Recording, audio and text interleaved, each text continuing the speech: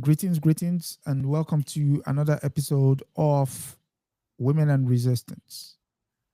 And before we start, my name again is Adesoji Iginla, one of your hosts, and my co-host, my sister from another mother, is the ever incisive Aya Fubara Eneli Esquire. Sister, welcome. Hello, hello. Greetings from Luxor, Egypt, formerly known Yes. as Waset, but we are where Oh, we are. okay. All Yes, the way on the mother continent. Okay. yes. Okay. I see the spirit is also, bubbling up as well. You're out of the belly of the beast, as they would say. So, first things first, we've got to thank you for all you do because today's episode is going to be mainly a recap of the previous 13 weeks. Yes, 13, 13 weeks. yeah, Whoa. 13 weeks. So, yes, and the Africans will say it, we're pausing our forward march to reflect. Yes. And reflect we shall because we're going to stitch together the legacies of the 13 women we've previously looked at. And in order to understand how it is they got where they were and to help, navigate where we need to go. So let's begin with the recap. We'll start with those that penned their resistance. And by that, we're looking at the last uh, Titan we did. First, Ama Aita Aido, Bessie Head, and Gwendolyn Brooks. What springs to your mind when you hear those three names?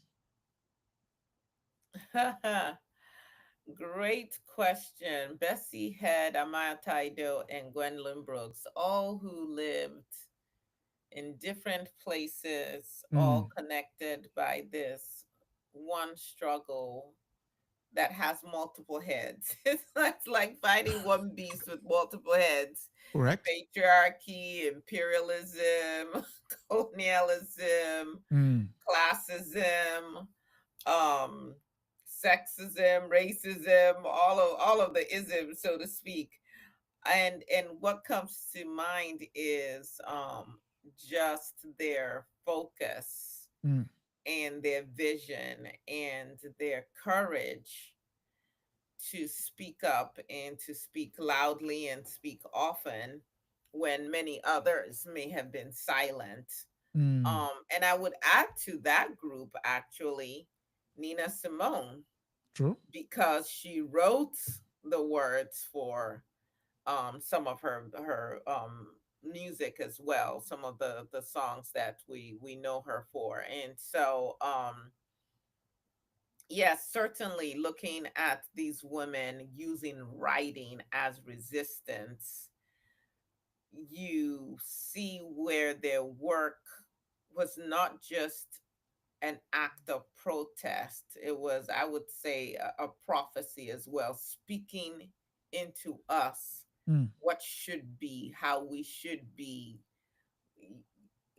encouraging us to remember mm. and to stand in the truth of that remembrance in all of its forms, because we like to focus on, especially being here in Egypt, on the glory days. But Okay. there is a reason that those glory days came to the end that they came to, and there are lessons that we should learn from that. And of course, Aiko Ama would chime in immediately Mm, on some of those lessons, but definitely documenting, which they encourage each and every one of us to do. And if you have any form of literacy, writing should be something that we all embrace. Memory, going back, retrieving those memories, documenting them, and then of course using your voice to speak our own truth and to subvert Eurocentric narratives, which unfortunately make up what they call the canon, which all of us who get educated through this Western system are deeply um, immense state. immersed Yeah. in Yeah. and are impacted by, even when we don't realize it. So, Mm. So Let me pose this question. How would you say literature becomes the battlefield for identity? Just not specifically those three, but in order to ascertain who they were as humans, and you know what they say, he who writes the history gets to narrate the present, the future, and the past. So, how have they used literature as a means of resistance? I think what they clearly demonstrate is that the tools for resistance are varied as they should be, and that Mm, we all have a tool. And as we talk about some of the other women that we've also covered, and so certainly using literature, writing their own experiences, writing the experiences of other people, mm, women in particular, but of the cultures in which they are a part of. Um, Writing in such a way that people can easily grasp and hopefully apply. So whether you look at Gwendolyn Brooks with her poetry, We Real Cool, that is one example. Or Amai Taido talking about relationships, something that is very relatable to a lot yeah. of people, Hmm. but looking at it from the perspective of women and African women, a voice that is not heralded as much, and giving it that legitimacy, giving it that platform. Hmm. Or Bessie Head, who Yeah. clearly, I mean, I encourage everybody to go back, and if you haven't, go back and watch each of those episodes. But that Hmm. woman lived a life that many of us would not want to live, Mm. fought through from birth all kinds of trauma, of course, dealt with mental health illness, was in exile. Many of these women were exiles at one point or the other. Yeah. Um, and had the wherewithal to document that, Mm. which I think allows people to feel seen Mm. and heard. And I think a big part of healing is to not feel like you're crazy because you feel like your experience is just yours, and maybe you're not seeing things the way you should, or maybe you're making mountains out of molehills. And so to read their work, Yeah. to have someone else give voice to your victories, your triumphs, but also your pain, your struggles, I think is very affirming. And Peggy is asking which Asking. was Yeah. my Yeah. favorite. I'm going to assume you're asking which is my favorite of the writers, the out of Of these three. Yeah. these three. Hmm. Like I said, I would also add Nina Simone. I don't know that I can pick a favorite just because they all told their own truth in different ways. Yeah.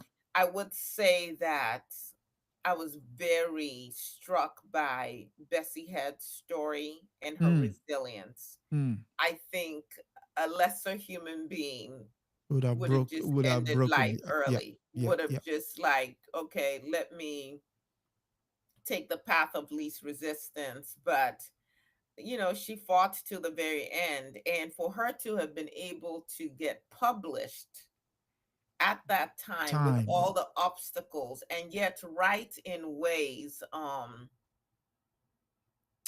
that just brought her words to life. She Mm. she she had a vibrancy to her words, and you could, it was very multi-layered. You could feel it on so many levels. And even though her life was incredibly hard, you did not necessarily feel hopelessness from reading her. There Mm. was just this sense of, we fight on, right? You've got breath in your body, you don't give up. Well. Yep. um and they all suffered in their own ways for speaking up in the ways that they did, some more than the others. Of course, Gwendolyn Brooks lived long enough to be celebrated Mm. in certain ways, and perhaps had a little bit more support in terms of her intimate relationship with her husband. Yeah. But yeah, so if I, again, hard to say favorite, but if I have to say the one that really truly every moment reading her was just like holding my heart in Yeah. my hand would be Bessie Head There's for yeah, sure. really painful because she also speaks to most of the teams that we're currently experiencing. One, alienation, immigration, mental health. Uh, I mean, Women as second class our second citizens, class citizens. So being she just biracial, she mental health issues, exactly you poverty. mm, Poverty was a mm, big part of it. yeah, yeah, Um, going hungry, yeah, literally. yeah, yeah, Um, and of she course, something that Polymori also experienced. Yeah. mhm. And we'll come to polymorphy. So with regards to Who was another writer, yes, and we definitely could have included her in that bunch. She was definitely a prolific but writer as a poet, but also even there's her an legal angle I'm trying to, analysis. yeah, there's an angle I'm trying to bring her in on. I mean, Okay. she crosses so many of the themes, but there's one angle where you would see where polyamory comes in. With regards to this, so I suppose the question is, which is what Peggy was alluding to there. What lessons can writers today learn from these four writers, including Nina Simone, that would say this is how you blend art with activism? And I would say, so then we'll say five writers because we'll include Paulie Murray. They actually even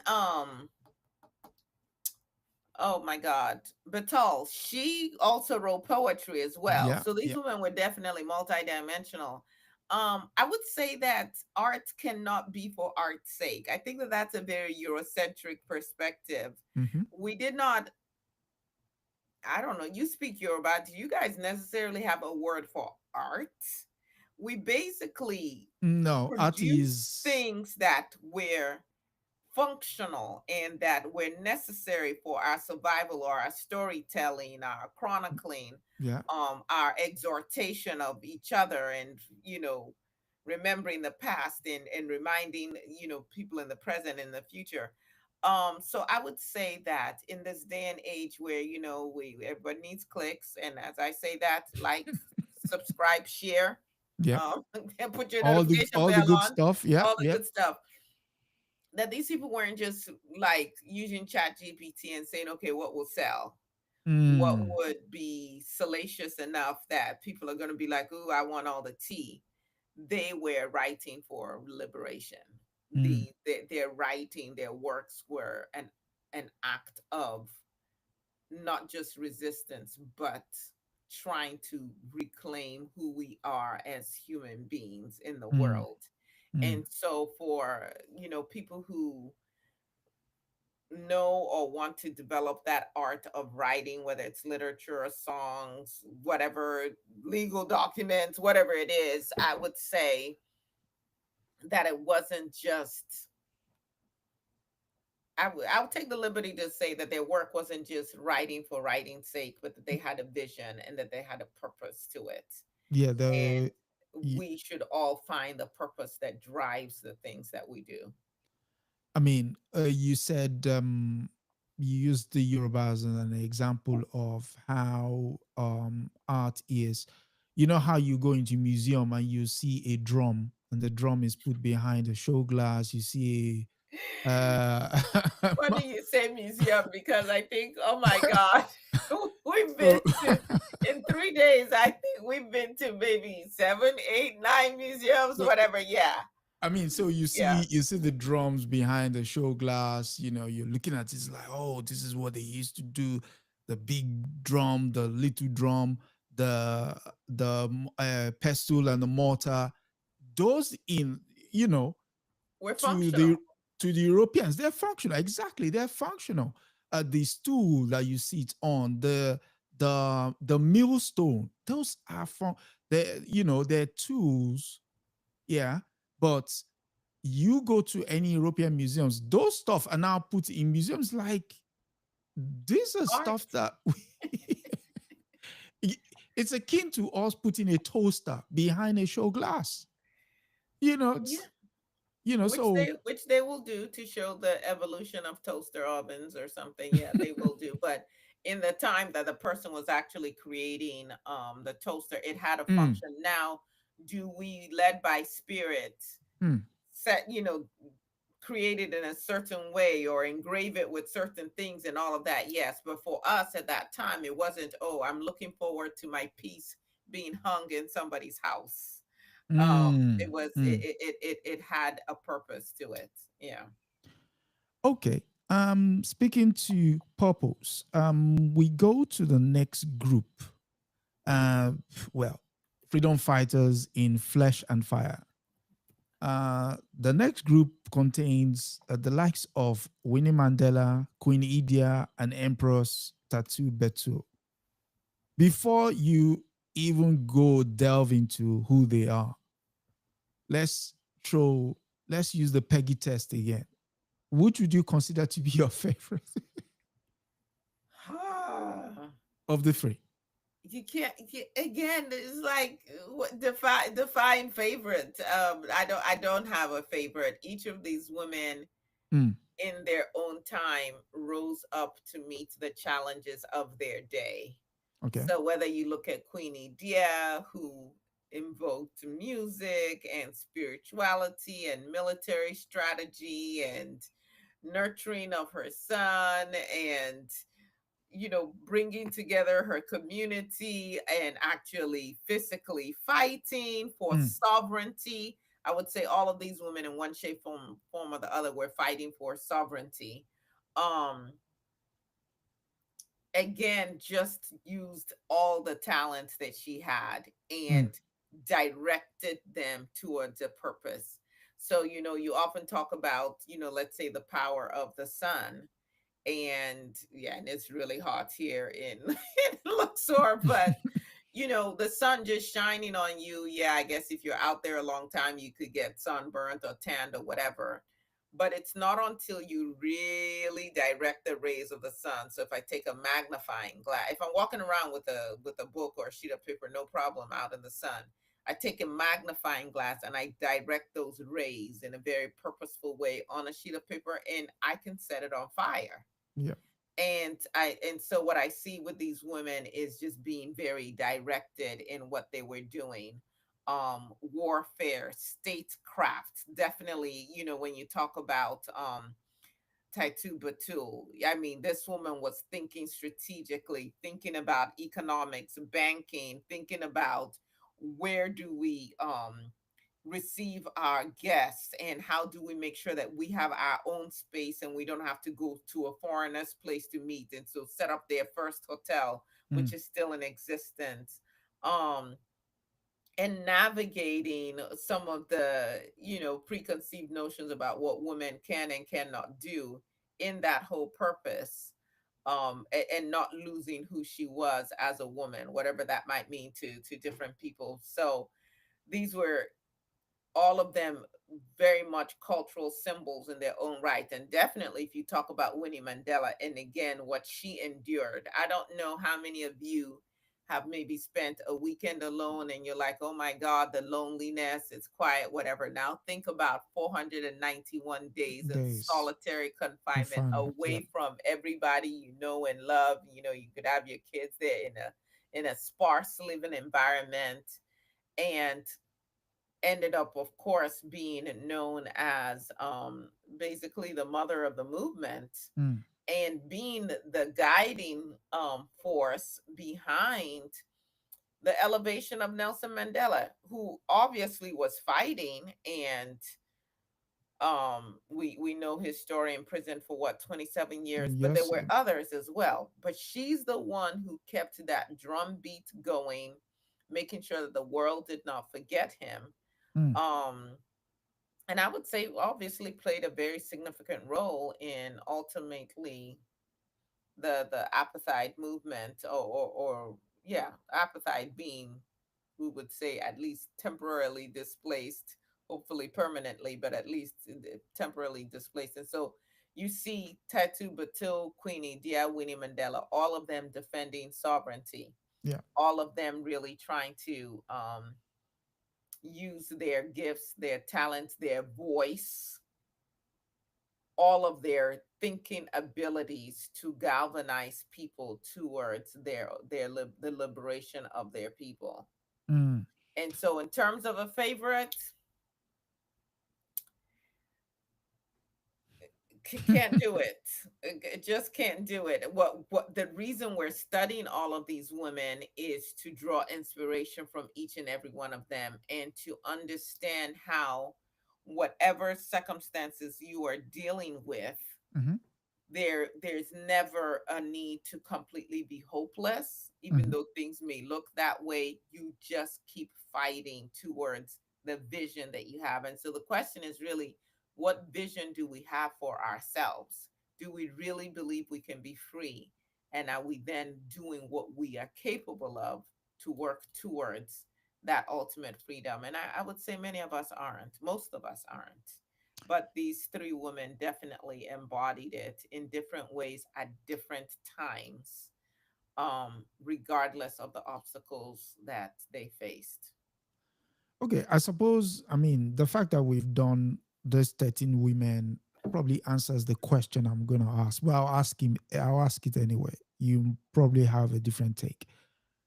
What do we gain, or what might we have lost from erasing these women from our military and political history? Well, you think of, if you can put 100,000 people to fight towards or work towards a particular aim, and you decide, not only am I not going to use the 100,000, I'm going to use 50,000, but part of the work of those 50,000 is to suppress the other 50,000. Very divided focus. You can see how that would absolutely weaken you, how Mm, their ideas that will never surface mm, because you did not give them room. But how you're also expending your energy in ways that are counterproductive. And so, in erasing women, we absolutely give over our power to mm, those who choose to oppress us. mm, You set yourself up for failure, in the sense that you have weakened yourself. Like, I'm going to fight, and I tie one hand behind my back. mm, Well, how's that supposed to work? And when that hand is trying to undo itself to fight, then the other hand is actually also preoccupied, not just with fighting the enemy, but also keeping that hand tied. mm. At some point, you're going to be in a place where your enemy can then just completely overcome you. It might sound simplistic, but I think that to a large degree that explains um where people of African descent are today all over the world. Is we have not played Undermine. to our Yeah. strengths. We have actually worked against each other, Mm, and continuing to erase these women, one propels this idea of what is all that can be. And so men continue to perform in this way that is not helpful to us, is actually harmful to us. It allows women, because a lot of times people who are oppressed buy into their own oppression, so it allows women to feel like, yes, this is the role that has been, equated to me. yeah. Yeah. And not only am I going to play that role, if any woman decides that she's going to try and break out of that You'll mold, be pulled back into yeah, it. I'm going to make sure that I pull her back, because how dare you. And so, again, my whole focus in life is, how do we exert our full humanity? How do we have our own sovereignty? How do we create a society that is equitable for all?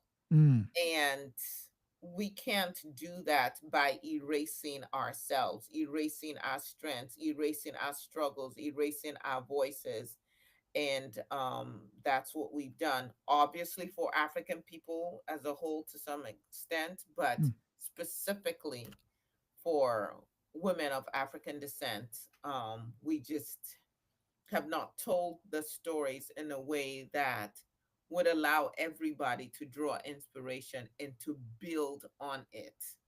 Mm. So it's like you're trying to build a house, and every day you're starting the foundation again because you keep destroying the foundation. When and how will that house ever be completed? Mm. Speaking of the um, the push against erasure, which brings us to the next segment. We're talking about the diasporic flames. Now, these are three women, the two Amy's, Amy Ashwood Garvey, Amy Jack Garvey, and Andrea Bluin. So the tie here is, what's the role of diasporic women in the African and larger African liberation struggle? What is their role? Yes. To be their whole human selves. And again, I apologize if that sounds simplistic, but as a woman myself, obviously, but a woman who happens to be a mother of multiple children. I'm a wife, I'm a daughter, I'm a sister. So many times the prevailing Narrative. message that you get from society is there's a way you have to be. And I know I often hear of women, particularly women who are Mm. mothers, talk about I lost myself. Okay. Well, you lose yourself, then how you gonna lead? Yeah, how does that work? Mm. And so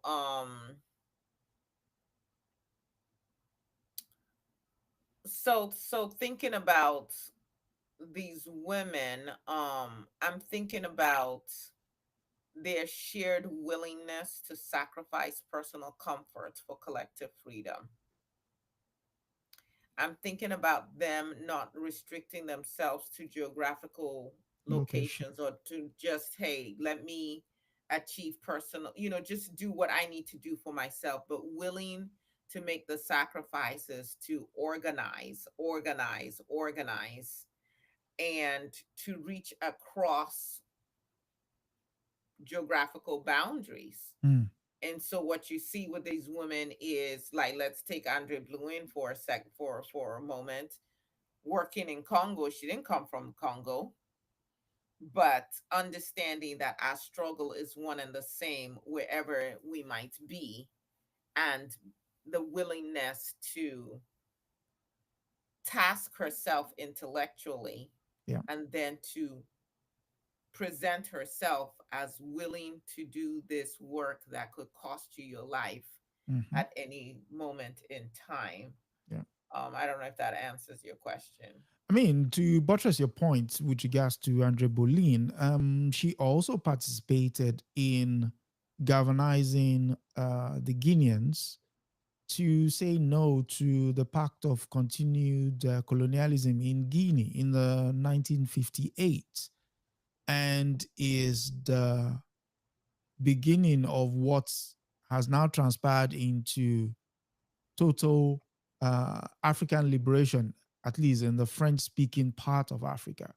So she is a foremost name there. She also contributed to the independence movement, at least the earlier part of it, of Congo, Yeah. being advisor to Patrice Lumumba. Unfortunately, he melts, an unfortunate demise. his So, his his demise has been the demise of Africa. yeah, There's really no other way to say it. yeah. But yeah, please carry on. And so to the Gavis, the Yes, first and the yes. second Gavis, they continued their, I mean, they stuck to their roles regardless of how circumstances threw them into it. They knew what was required and they carried forth. And again, what you see Mm. with both Amy's is that Pan-Africanist focus, that willingness to carve out space for women, Yeah.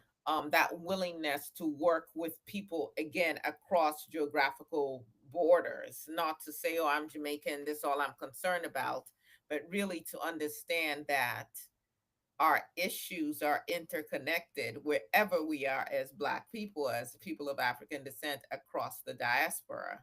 Mhm.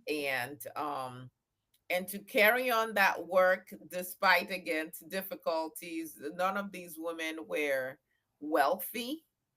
um they struggled with the everyday issues that most of us struggle with, but stayed very singularly focused as Mm. well on this liberation work, and not saying, well, it's for somebody else to do, but to put themselves to that work. And so, like with Amy Ashwood Garvey, okay, yes, marriage is over, but the work continues. News I to be. still Yeah. hold on to these ideals. With Amy Jack Garvey, like even with her difficulties with Marcus Garvey, still believing so much in his philosophies that she's like, she was the one who actually put it all in print Yeah. Compiled. and Yeah. kept that idea of Garveyism alive. And of course, we know the UNIA, as we covered, um, is probably the most successful Pan African organization that we've Mm. ever had. Mm. Um, yeah. And again, when we erase those stories, we don't build on their work. Yeah. We're always starting over. And if you're always starting over, how long are you going to live to be able to then complete the work? We've got to be able to build on the work each other has done. Okay. So you spoke to the staying focus of this women despite the lack of resources, which lends itself to the next group of women. Now we're talking Nina Simone, Florence Griffin Joyner. They didn't have resources, but they knew what they wanted and they stuck to it. In what ways would you say staying power, the focus, is one of the black women's major attribute when it comes to resistance? Okay, so again, I gotta add Paulie Murray to that list because yeah, poverty and rejection from Mm, places. mm, Both she and Nina share the story of, hey, we're good enough, we applied to this school, and in her case it was very in Paulie Murray's case it was very clear she was denied because of race. Nina didn't necessarily get a letter that spoke to that, but there was that sense. And of course, after they die, now you want, well, they tried to give Paulie a an award, posthumous, yeah, honorary degree. No, yeah, when she was still alive, and she was like, "To hell with y'all, I don't want it." Nina, they did it, I think, posthumously, posthumously, but yeah.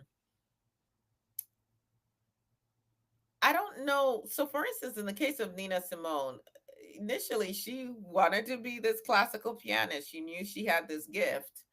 Of course, some doors were closed to her that would have been opened if she had certainly been a white male. Maybe easier to walk through if she'd been a white female, but in that black body, in that dark skinned black Yeah, body, body, yeah, she wasn't a Lena Horne looking type or Dorothy Dandridge looking type. Things were a little bit tougher for her. That caused her to veer into a different way, way of worldly music. living, starting to play music in clubs. And then it's like, hey, you gotta sing. It's like, okay, well, sing I will then. And that took off. But what you see with each and every one of them again is resilience. One door closes, my life does not end. Let me find another way. I may still grieve over what I couldn't get or do. So Mhm. Polly Murray graduates top of her class, Howard Law School. The at that time the custom was that person gets to go to Harvard Law. Harvard Law says nope. Now the reason why we're not taking you is not race, it's that you're a woman. So she's already been rejected for race, now she's been rejected for being a woman. I mean, it's like, what the Exactly. Hell, Mm. whatever. But these women, in having this fire within them to do something with their lives, to do something with their gifts, just kept going from door to door, and in some places just going ahead and creating their own Own doors, doors, yeah. at great personal sacrifice to themselves. Again, you look at Nina Simone, and then you see these recurring themes of also mental health issues for the latter, for women who are in more recent times where we can document that, or where they spoke to those issues. Um, and yet not quitting, like falling down but getting back up. Mm. So Polly Murray, literally being assigned to a camp because she was not eating well enough, and it's like, we need to get you somewhere where you're getting some meals. And of course she gets kicked out of there because she's reading a Marxist book, which God forbid, but persisting so much that they changed the world that they lived in.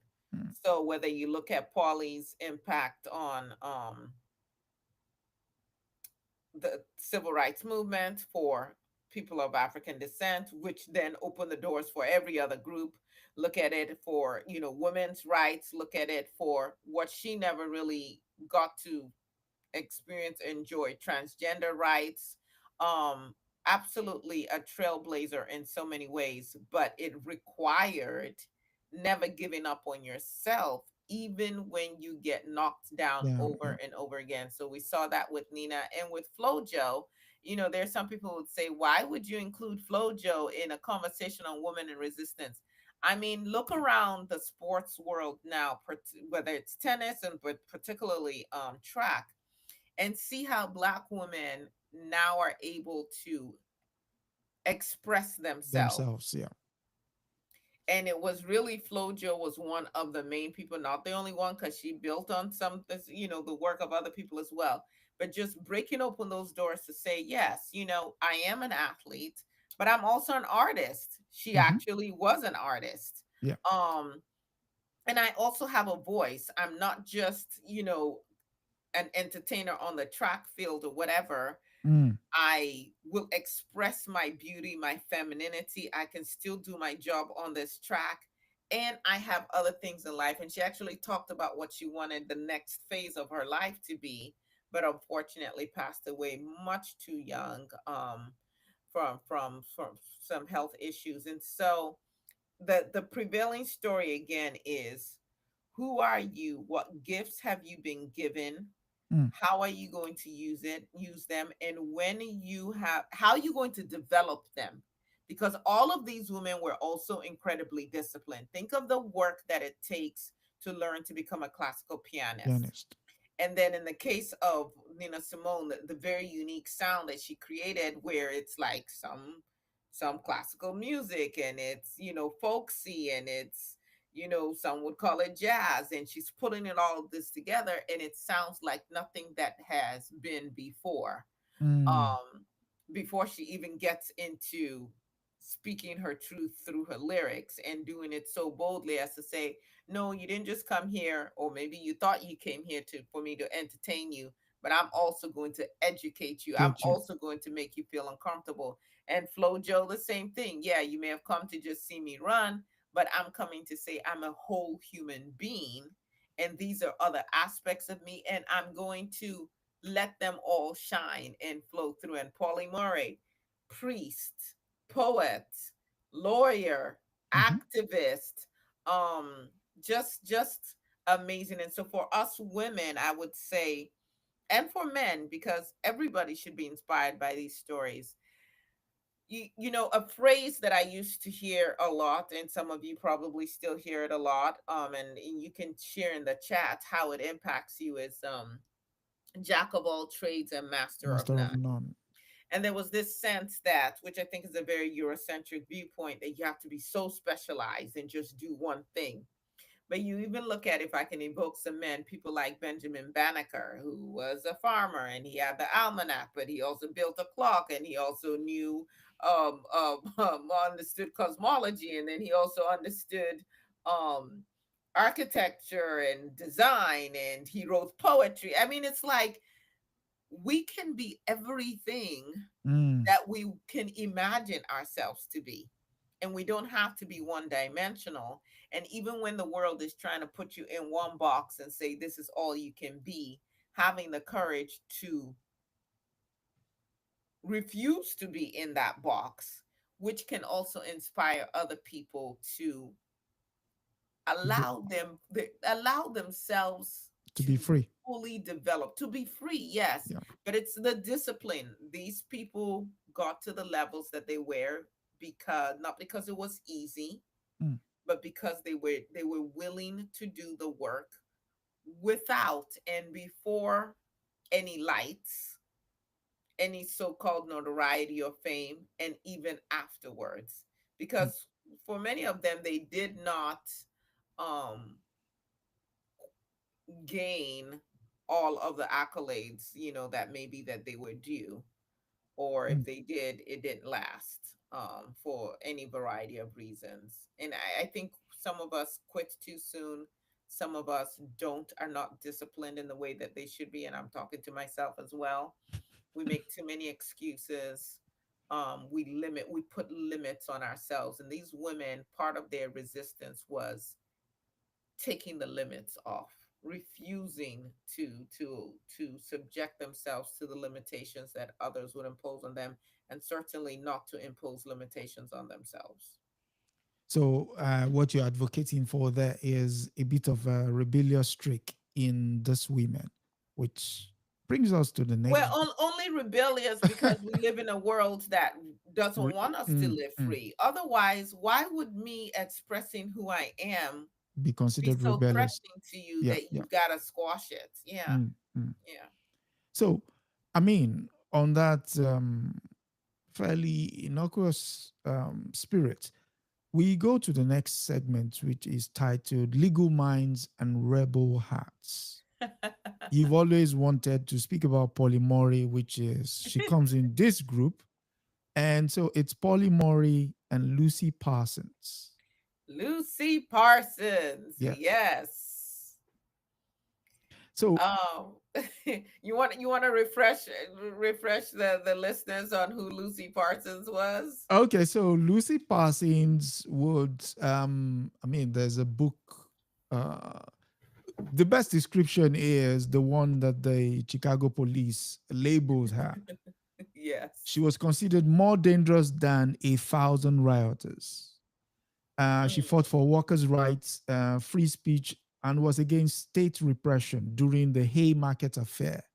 And for mm, those who don't know, that was the beginning of what you now know as the trade unions.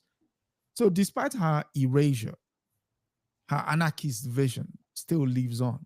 So, which brings us to this question: mm-hmm. how do women navigate the movements they find themselves in, especially when men are at the core of these groups, which is one thing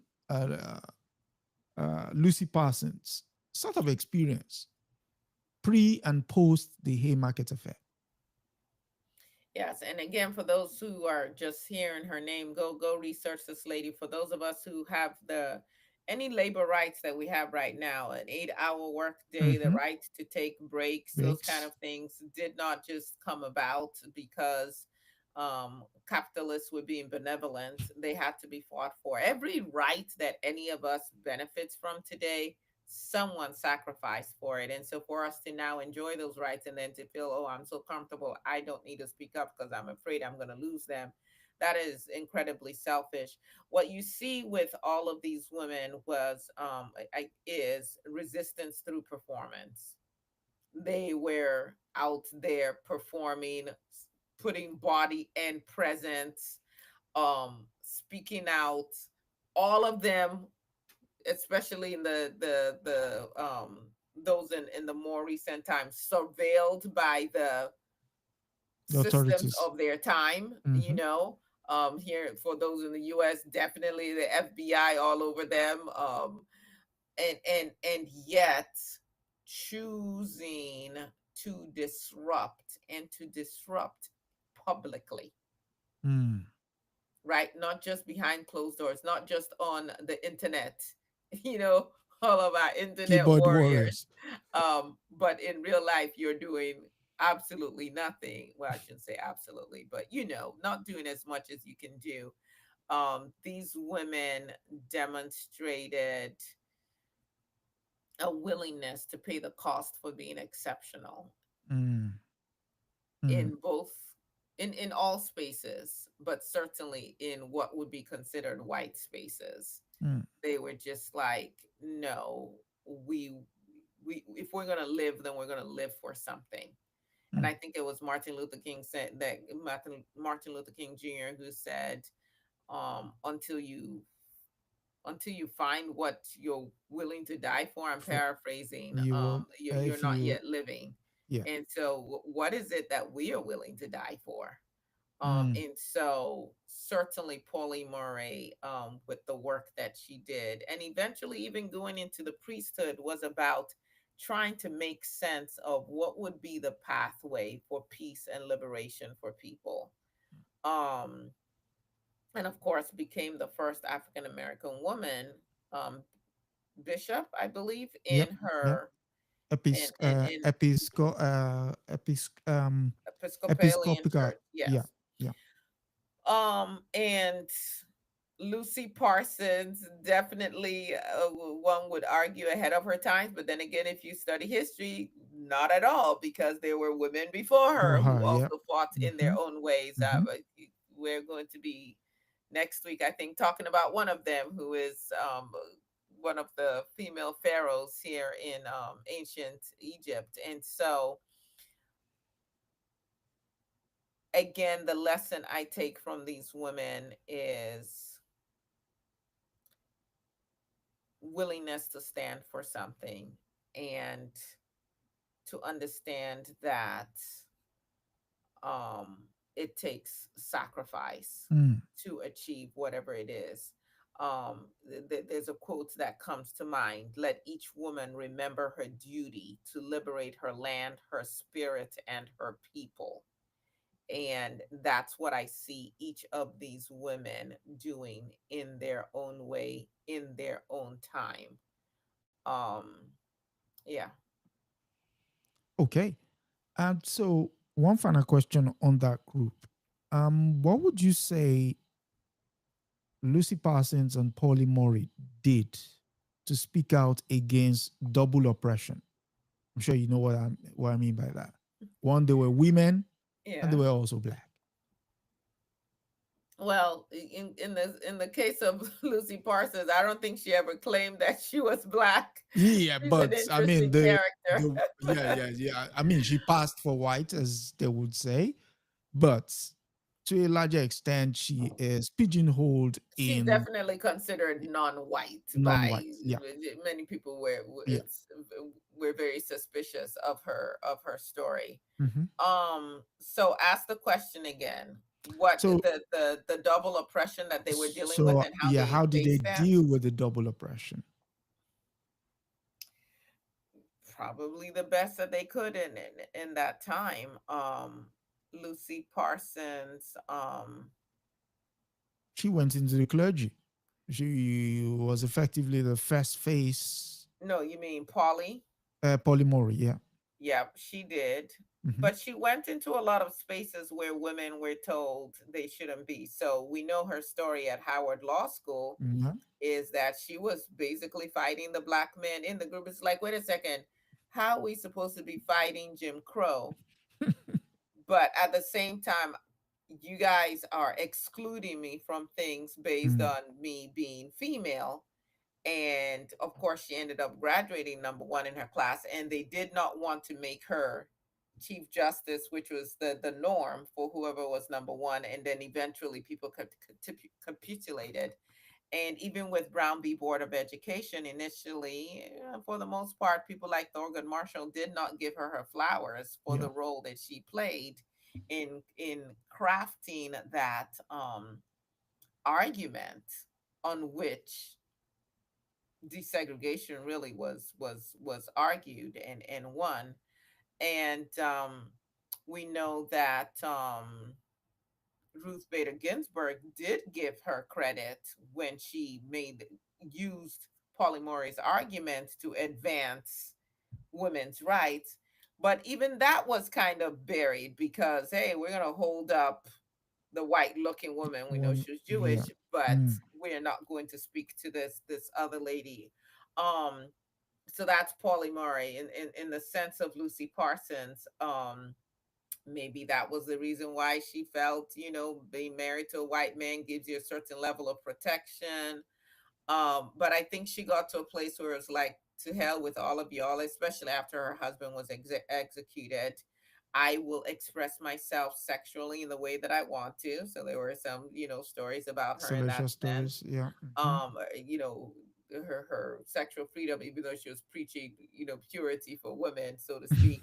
But it was also her boldness in speaking up in so many forms and writing. She also was a writer, writing. You can go and read her speeches and read her writings, making her arguments and forcing in certain spaces for her voice to be heard. So there are a number of occasions where, yeah, she's invited, but you're not to speak. And she's like, nah, I got something to say. You I'm going to say. say it. Mm. And I think there are many times, and I'm speaking for myself here, where I'm in spaces where it's like, okay, don't ruffle any feathers, don't rock the boat. This is not the time, and you talk yourself out of seizing Saying, the yeah, moment yeah, yeah. to speak up. And I think the lesson from these women, not I think, I know that the lesson from these women is the time is now. I mean, yes, you move with wisdom, but the time is now. And Black women, women of African descent, should not have to fight for, quote unquote, the race and be silent on patriarchy. Mm. Nor should we go to the other side where all we're doing is fighting for women's rights and humanity, and then ignoring the issue of race, which is very important. And we can take it further for those who might want to fight for gay, lesbian, bisexual rights. Not to say, okay, well then this is my one thing, and I'm going to be quiet on On the other. race and gender. Yeah. That, again, if you're functioning as your full self, You can where do all of does that. I'm African stop and I'm woman begin? I'm all of those things all at the same time, all the time. Mm. And so, yeah, unfortunately, we then find ourselves having to fight on multiple fronts, but fight we must. Otherwise, we lose every battle. Mm. Okay. So we're fast reaching the close. Oh my goodness. Yeah, it's been an hour. Um, in all these 13 women, what would you say you personally have learned? You personally have learned from these 13 Oh, women. wow. I would say the first thing that I've learned Mm. is there is nothing that I'm dealing with that is brand new. You know what I'm saying? It's like, if you've ever had a pity party, or if you've ever felt I can't, you go and read these women's stories and you're like, wait a second, what am I complaining about? you know Mm. we have so many of us, we have access to so many more opportunities than they did, Yeah. and look at what they were able to accomplish. And we have their stories to encourage us and to build on. And so the biggest thing for me has been, now when things happen to me, and this is, even as I say this, it's a real reminder for me, either when things happen to me, not wanting to give up, or Mm. not giving, let me rephrase, not giving into the feeling of giving up. Mm. um but to say, okay, this is actually not unique to me. Women who look like me have been fighting this for centuries. Don't take that as hopelessness, again, but to know you're not alone, you're not crazy. And yes, expect opposition, because if these women were opposed in the way that they were, what makes you think it should just be, Easy for easy you. peasy Yeah. for you? Mm-hmm. And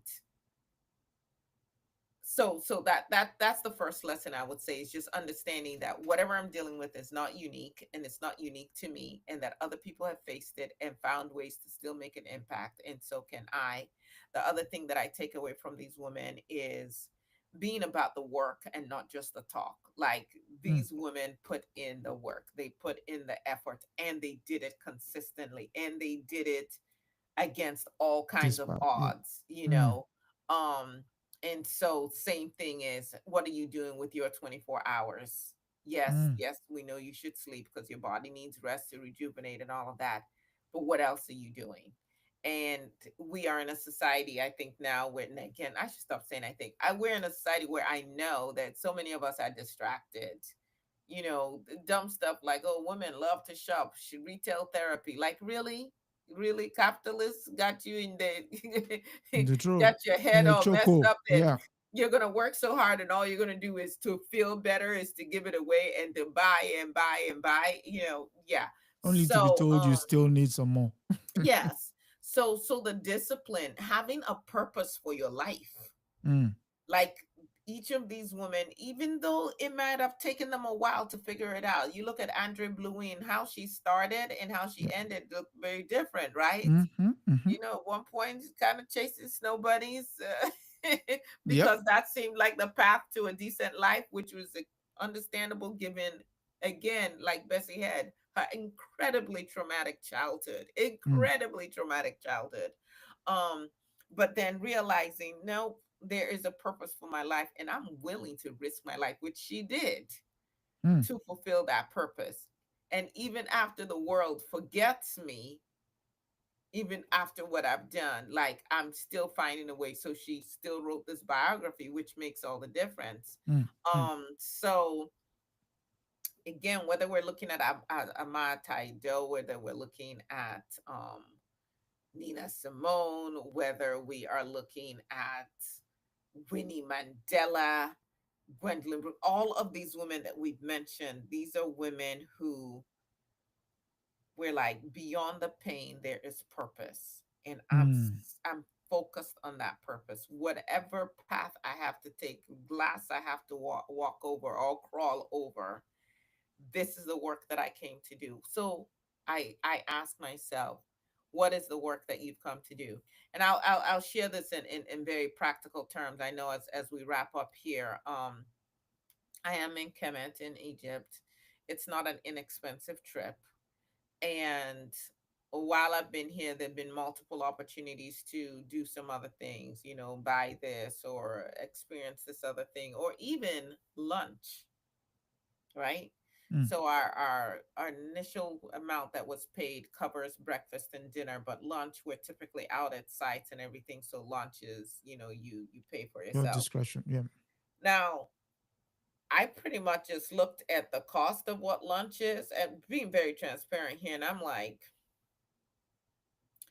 we've got salaries of like 28 people to pay each month. For those Mm. of you who are aware, I assist with a library and a school in Opobo in Nigeria. This one lunch that I'm going to have will cover will cover the salary for a teacher for a whole month. Mm. I can skip lunch. Like, my body would be just fine eating 2 meals a day. Those are literally, like, I mean, like, for some people, it's like, Sacrifices. oh, that's not a Yeah. big sacrifice. Mm. You already flew and you went to Mm. Egypt, and how many people get to do that? I get it. But for me, that it's those simple things. It's just like, okay, this money could cover a salary, and that person's salary is feeding a family. Mm. That person's salary is allowing them to come to school and to educate these kids. So we're going to skip lunch.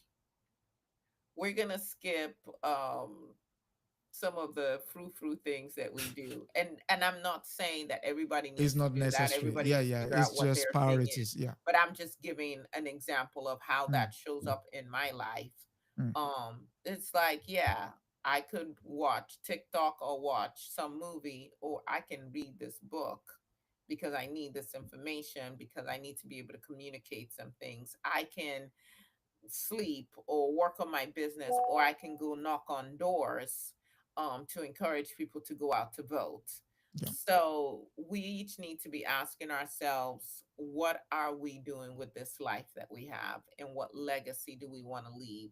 And I don't know that any of these women necessarily sat down and said, oh, well, this is the legacy I want to live. But I think that maybe they did. That maybe they said, you know what? I'm going to die standing up. Mm. I'm going to stand up for something. Oh, And probably so.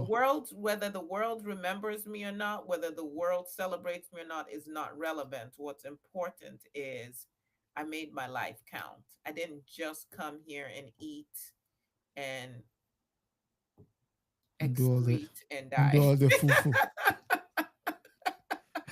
Trying to be a little classy about it, but yeah. So what are you gonna do with this one life you've been given? Mm, mm. Yeah. So, um,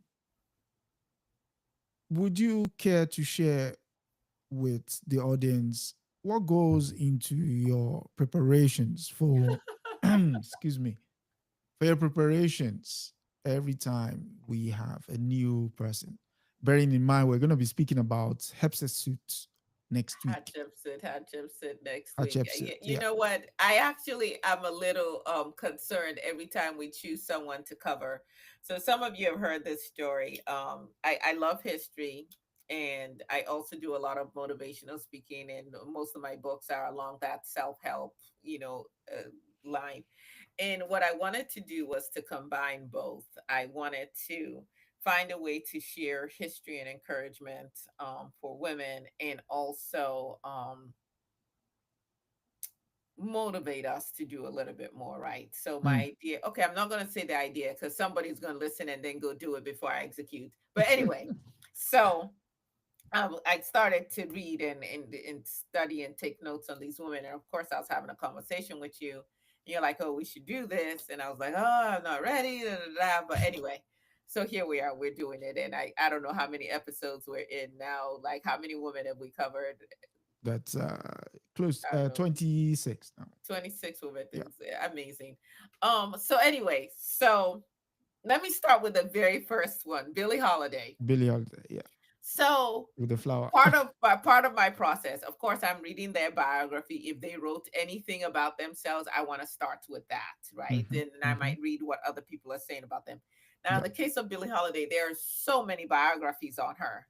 So I think I may have read like four or so, like skimmed through some more. I watched every documentary on her. I basically immersed myself in her music and her performances for weeks. If I'm driving, I'm listening to Billie Holiday. If I'm going to sleep, I'm listening to Billie Holiday. And what happens, which was not what my original intention was, is that I feel like their spirit just comes and sits with me, right? And so in the case of Billie Holiday, I was actually racing back from court to get home in time to do this recording with you. And there's no one in the car but me. And I swear I hear this voice like, so what, you're just gonna get on there and just talk about me? And I was like, as I'm driving, what?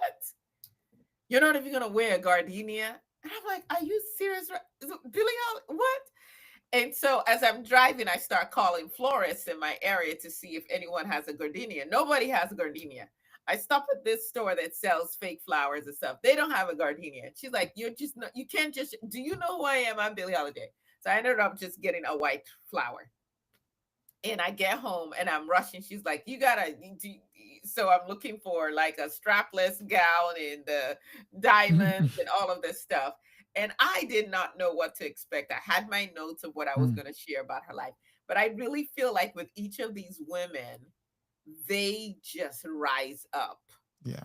Now I'm not a trained actress, so I can't necessarily do their voices, and no, I don't have a wardrobe a budget and all of that. But each of them, I feel, wants me to. So the goal was to speak about them, not to speak in their voice. Voice, yeah. But Billie Holiday got the ball rolling, and she was just like, "No, you're going to embody me." And that has Hmm. been the case. Now with some of them, like when we did Nina Simone, I was like depressed for a week, depressed and angry at the same time. Her energy is very strident, like she's still fighting I wherever mean, she you is. watch She's her interviews alone. Yes, It like comes she's out. Yeah. taking no prisoners. She's Hmm. saying it as it is. And I had to like, okay, bottle that and save that for when we talked and not use that on my kids or my husband or in Hmm. court, that kind of thing. Or like when we did Nanny, like I really feel like their spirits rise up in me. And sometimes it's a little scary Hmm. Hmm. because I may not be able to control it. Like, who was it that I did? And I was trembling the whole time. And I actually had to do a cleanse after it to like, okay, you got to leave me. And I know this sounds kind of crazy to some people, but think about it. Like if you go to church and there's certain music played, those of you who just watch Sinners, you feel a spirit come over you. These Yeah. things are Yeah. real. So one, it's a lot of reading, a A lot of lot of reading. reading. Yeah. Three Um, times. and some of them are a little bit more obscure, so it's harder to find information about them, so it's research, and then you've got to double check because there's some false information out there Mm-hmm. as well. Mm-hmm. Mm-hmm. For those who have recordings or movies or documentaries have been done on, it's watching, sitting, listening to what is shared but what isn't, like whose voice is not heard, Yeah. as well in the case of Andre Bluin as well. um but then also having fun with them, like I wore the sunglasses for Andre Bluin because that woman was, oh Yeah. my god, she And you held was a cigarette for smart. And I had the cigarette with Lauren Hansberry was Laurie funny. I was Hasbury. like, Yeah. this is a lot of work. It's a lot of work to just hold that cigarette. This is crazy. Um, so it's been fun. It's been enlightening. But it's also been, I hear that song from Whitney Houston. Well, I guess it was Shaka Khan first. I'm every woman. Every It's all woman. in Yeah. me. Yeah.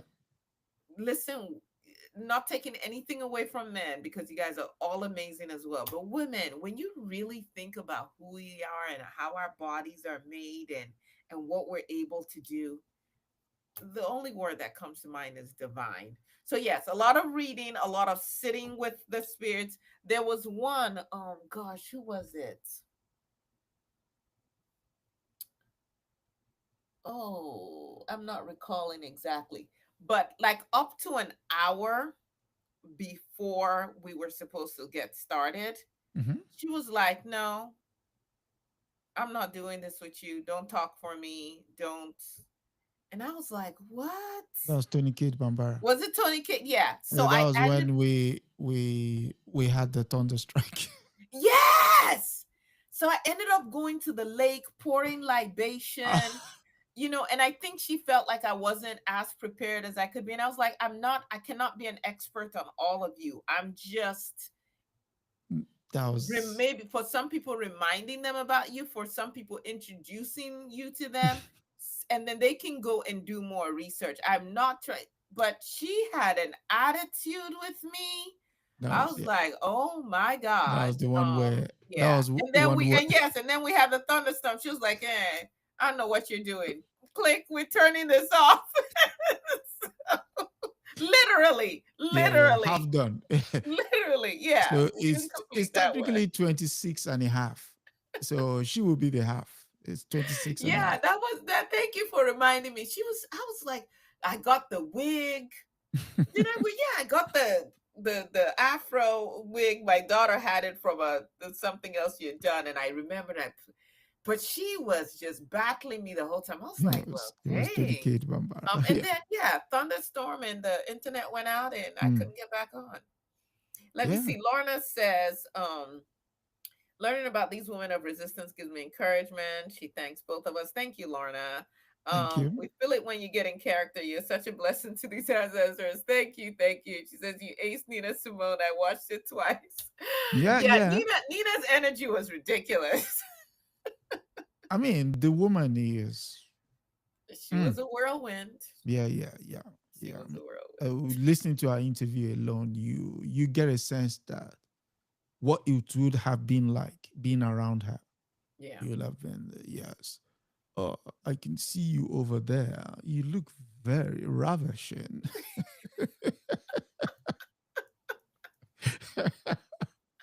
She was definitely gonna speak her mind. So even like Mm, when we did Miriam Makeba, she has a very sweet spirit. mm, mm. Um but that exile really Really impacted crushed her. her. Yeah, Yeah, it crushed it her. really did. She Yeah. never told, and when her daughter died, it was really hard for her to continue with life. Mm. But she did. She persevered, and of course, we know worked on right to the end. Yeah, Died she died. literally a She few died steps from the singing. stage. Yeah, Yeah, yeah, yeah. yeah, yeah, yeah. Um.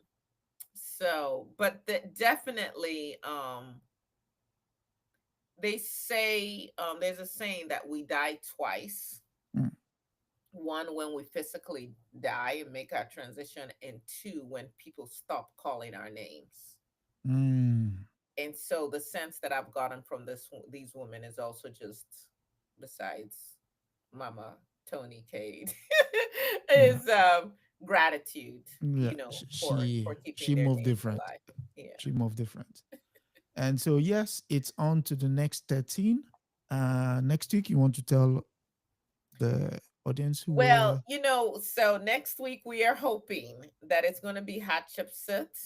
I'm going to her temple. We've already seen so much of her at the museums that we've already been to. Right now, her energy has not given me an okay yet, Oh, but we still have a week to go, so we'll see. She's already. I think she might change her mind, but she's already said, "Don't even try to dress up like me," and I was like, I got you.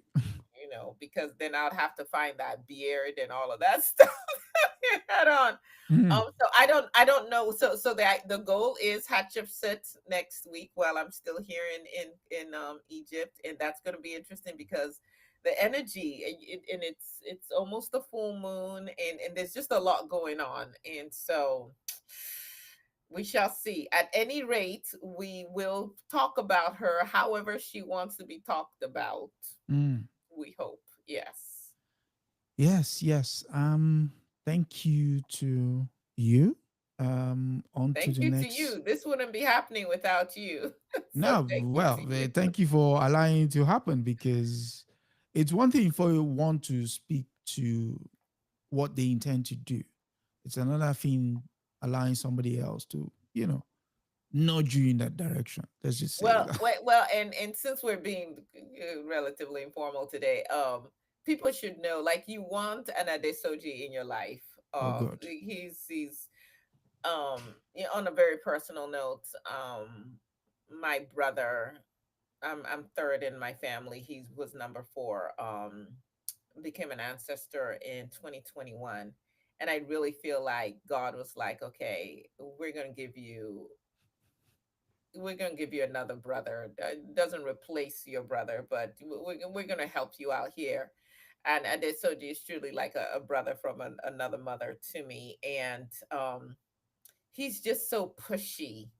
um, like, you want people in your life that, and I think you see that also in the lives of the women that we've Mm, talked about, is they did not move alone, and they had some community at different points in life. There were different people who motivated them and kicked them in the butt and supported them to some extent, even though there were also intense moments of loneliness yeah. for most of them.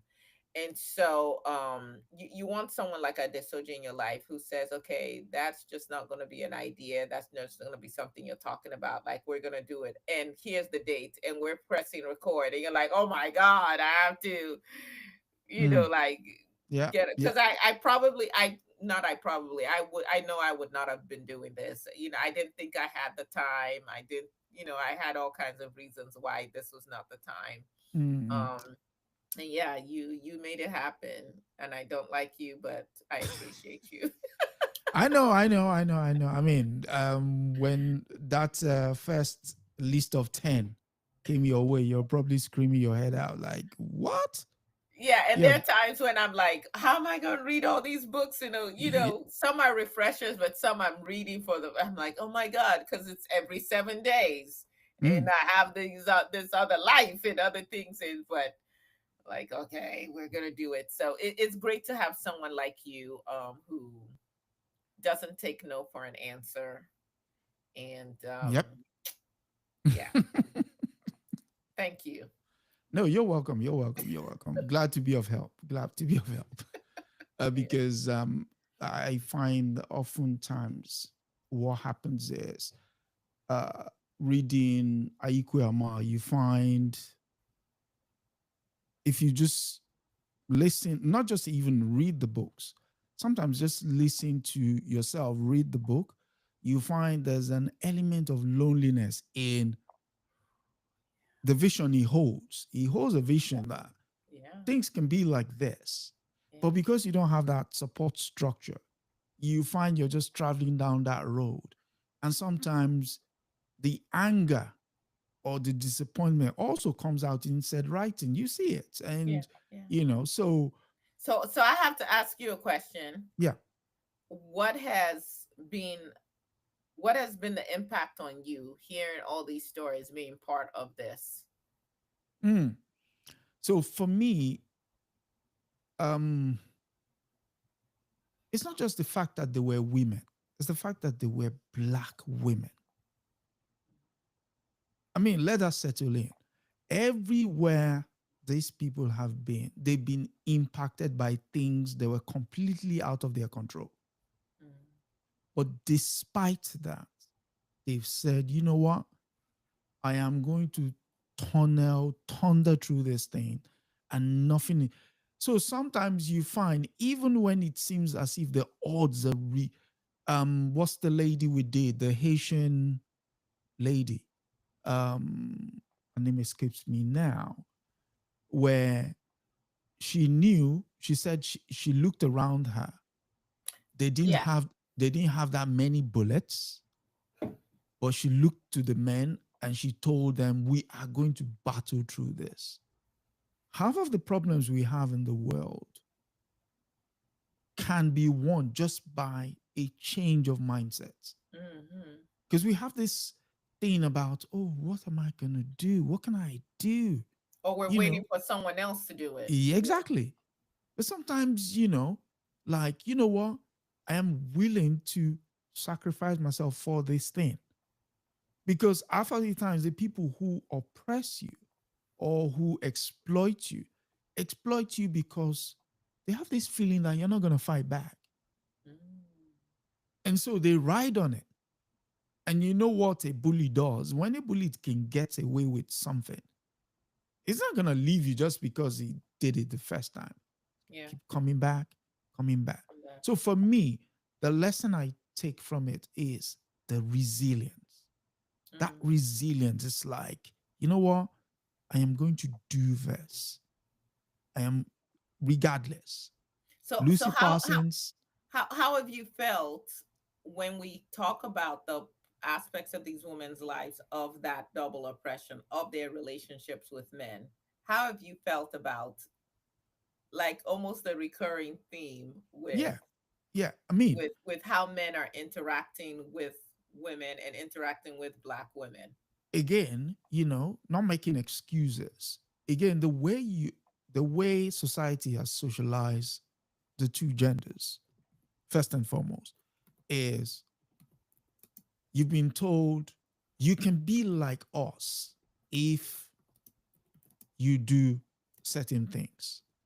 Now, the question is, who is us? You are only as good as what they allow you to be. But here are the women telling you, no, I'm not going to take somebody's seconds. I am going to be a first in my own right. And so basically, this is what we're going to do. And like you were saying earlier, it's not just the women that will say, oh, get back in line. It's the men that will also say, get back in line. And so you find, oftentimes than not, it's the men who are even They are the invisible guardians of colonialism, of imperialism. They're Mm, there, they're like constantly telling you, mm, this is your role. That mm, is your role. I was talking to somebody the other day and they mentioned this thing that we often look at the world through the lens of those who have oppressed us until you get a redress with regards to the mindset. All your problems will continue as long as you see you have that focus that you know you talked about earlier. You work all the time, and for you to relax, you go and spend the money to relax, only to go back and work. So you have this circle of, so it's it's mind-boggling that sometimes you just need to sit still, which brings us back to what we do here. The reading mm. allows you to sit still, and then you then notice things that have been around you all this while. They're like, oh, that's there, that's there, this is there. Oh, this is why this happens. That is why this happens.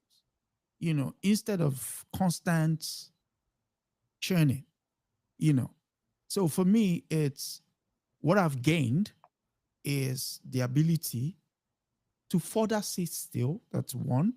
And two is also to learn from the women as to, Mm. Well, but you've been learning from women because I know that you've talked about your grandmother's impact on your oh God. life.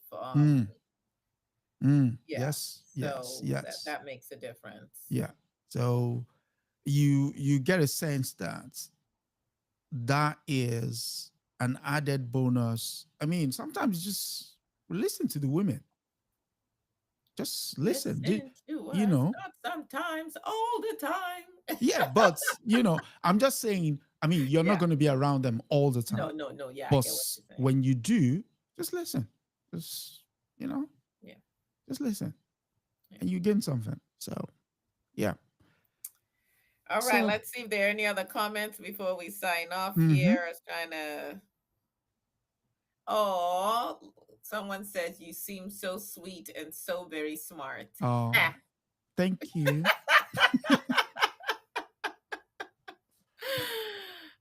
Yeah, so what I think some of you have been here from it seems like day one. Actually, here in Egypt, I've met Lisa. She introduced herself and she says, "I'm the one who's always typing. I watch you guys." She's probably asleep now because it's It's two, almost three. three Yeah, yeah, thirty yeah. here. It'll be, yeah. And we were up early and we got in late and we got to be up tomorrow morning by God's grace. Well, up later this morning. Mm, But so we're very grateful for all of you who've watched and given feedback, yeah. and it makes the work. I mean, it's work I would do anyway, but it's certainly helpful to know we're not just talking to To ourselves. ourselves. Yes, yes. That's true. That's true. That's true. It's yeah. So that said, we're doing who we doing next week.